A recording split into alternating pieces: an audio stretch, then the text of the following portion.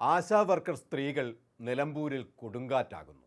സ്വപ്നത്തിൽ പോലും LDF പ്രതീക്ഷിക്കാത്ത ഒരു വൻ മുന്നേറ്റമാണ് ആശാ വർക്കർമാർ നിലമ്പൂരിൽ നടത്തുന്നത്. LDF ഇതിൽ അടിപതറും എന്നത് ഉറപ്പാണ്. കഴിഞ്ഞ ഫെബ്രുവരി 10-നാണ് കേരളത്തിൻ്റെ മനസാക്ഷിക്ക് മുന്നിൽ ന്യായമായ ആവശ്യത്തിനായി അടിസ്ഥാന വർഗക്കാരായ ആശാ വർക്കർമാർ തങ്ങളുടെ പ്രതിഷേധം അറിയിച്ചുകൊണ്ട് അവകാശം ചോദിച്ച് ഇറങ്ങിപ്പുറപ്പെട്ടത്. പക്ഷേ സർക്കാരും LDF നേതാക്കളും പ്രത്യേകിച്ചും CPM നേതാക്കൾ അവരെ വ്യക്തിപരമായും സംഘടനാപരമായും അപമാനിക്കുകയും സമരത്തെ അടിച്ചമർത്താനുമായി രംഗത്തിറങ്ങുകയായിരുന്നു. ഏറ്റവും അത്യാവശ്യമായ ആവശ്യങ്ങളാണ് ആശാ വർക്കർമാർ മുന്നോട്ട് വെച്ചത്. ഓണറേറിയം വർദ്ധിപ്പിക്കുക, കുടിശ്ശികയായ ഓണറേറിയവും ഇൻസെൻറ്റീവും നൽകുക, വിരമിക്കൽ ആനുകൂല്യവും പെൻഷനും നൽകുക എന്നതൊക്കെയായിരുന്നു അവർ മുന്നോട്ട് വെച്ച ആവശ്യങ്ങൾ. എന്നാൽ CITU സംസ്ഥാന ജനറൽ സെക്രട്ടറി എളമരം കരീമിനെ ഉൾപ്പെടെ രംഗത്തിറക്കിക്കൊണ്ട് ആശാ വർക്കർമാരെ അവഹേളിക്കുന്ന നടപടികൾ CPM നടപ്പിലാക്കുകയായിരുന്നു. പാട്ടപ്പിരിവ് സംഘമെന്നും സ്പോൺസേഡ് സമരമെന്നുമൊക്കെ പറഞ്ഞ് ഏറ്റവും ഹീനമായ തരത്തിൽ ആശാമാരെയും അവരുടെ സമരത്തെയും അടിച്ചമർത്താൻ ശ്രമിച്ചപ്പോഴും ആശാമാർ തങ്ങളുടെ വീര്യം ഒട്ടും ചോരാതെ മുന്നോട്ട് പോകുകയായിരുന്നു. ഈ സമരം രൂക്ഷമായി നിലനിൽക്കുമ്പോൾ തന്നെയാണ് PV അൻവർ തൊടുത്തുവിട്ട വിവാദങ്ങളും അതിനെ തുടർന്ന് MLA സ്ഥാനം രാജിവെച്ച് നിലമ്പൂർ ഉപതെരഞ്ഞെടുപ്പ് സംജാതമായതും. കൂനിന്മേൽ കുരു എന്ന പോലെ സർക്കാരിന് പ്രതിസന്ധികളുടെ പരമ്പരയായി ഒന്നൊഴിയാതെ വരികയായിരുന്നു. ഇപ്പോഴിതാ സ്ത്രീത്വത്തെ ഒന്നാകെ അപമാനിച്ച സർക്കാരിനെതിരെ സ്ത്രീ മുന്നേറ്റവുമായി ആശാ വർക്കർമാർ നിലമ്പൂരിലേക്ക് കുതിക്കുകയാണ്.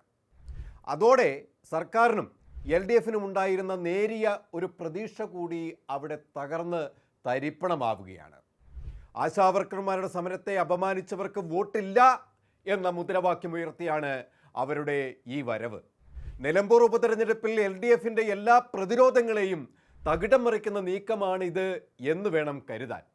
ആശാ വർക്കർമാർ കേരളത്തിലെ 14 ജില്ലകളിലൂടെയും തങ്ങളുടെ ആവശ്യങ്ങൾ ഉന്നയിച്ചുകൊണ്ട് നടത്തുന്ന സമരയാത്രയിലാണ് ഇപ്പോൾ. ആ യാത്രയാണ് LDFൻ്റെ തകർച്ച പൂർണ്ണമാക്കാൻ നിലമ്പൂരിൽ പ്രചരണത്തിന് എത്തുന്നത്. നിലമ്പൂരിൽ ഓരോ കുടുംബങ്ങളിലും നേരിട്ടെത്തി സർക്കാരിനെതിരെ പ്രചരണം നടത്തുക എന്നതാണ് അവരുടെ ലക്ഷ്യം.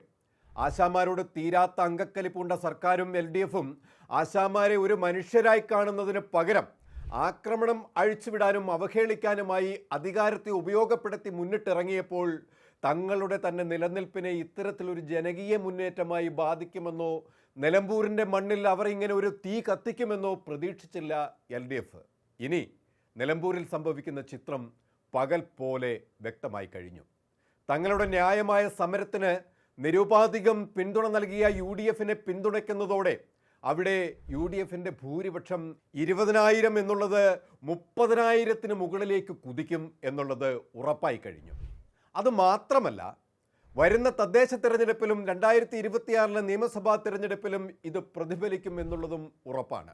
LDF സർക്കാർ പരാജയത്തിലേക്ക് കൂപ്പുകുത്തുകയും UDF 100 സീറ്റിന് മുകളിൽ പിടിച്ച് സർക്കാർ രൂപീകരിക്കുകയും ആശാവർക്കർമാരുടെ ന്യായമായ അവകാശങ്ങൾ അനുവദിച്ചു കൊടുക്കുകയും ചെയ്യുന്നതോടെ ഇടതുപക്ഷമെന്ന ജനകീയ മുന്നണിയുടെ മുഖംമൂടി വലിച്ചു കീറപ്പെടുകയും സാധാരണക്കാരൻ്റെ സ്വപ്നങ്ങൾ യാഥാർത്ഥ്യമാക്കുന്ന ഒരു യഥാർത്ഥ സർക്കാരിൻ്റെ തണലിൽ ആശാവർക്കർമാർ ജീവിതം എത്തിപ്പിടിക്കുകയും ചെയ്യും. ഇതിന് നിലമ്പൂർ ഒരു തുടക്കമാവും എന്നതാണ് യാഥാർത്ഥ്യം. ജൂൺ 19-ന് ഇനി വിരലിൽ എണ്ണാവുന്ന ദിവസങ്ങൾ മാത്രം. ഈ വീശുന്ന കൊടുങ്കാറ്റിൽ കടപുഴകുന്ന മഹാമേരുക്കളെ തടുക്കാൻ LDF ഇനി എന്ത് ചെയ്യും? UDFന് ഈ കാറ്റ് വിജയത്തിലേക്ക് മൃഗീയ ഭൂരിപക്ഷത്തേക്കുള്ള വഴിയാണ്.